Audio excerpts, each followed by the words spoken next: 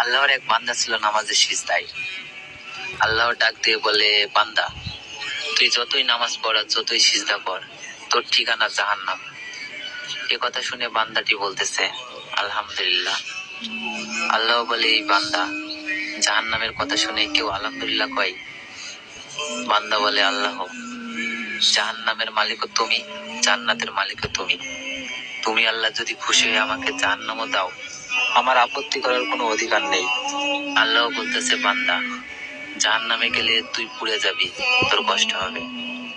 বান্দা বলতেছে, আল্লাহ, কষ্ট শুধু আমার হবে না, তোমারও হবে।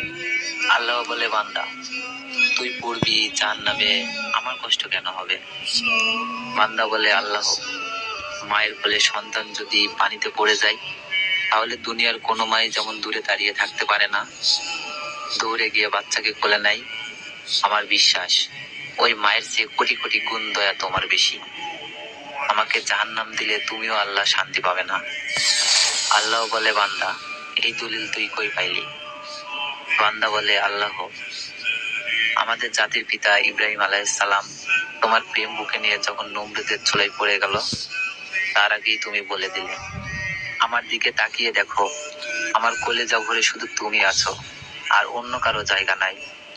আল্লাহ বলে, বান্দা, আমার প্রেমের ভক্তি নিয়ে যদি কেউ জাহান্নামেও যায়, আমি জাহান্নামকেও জান্নাত বানিয়ে দিব। সুবহানাল্লাহ।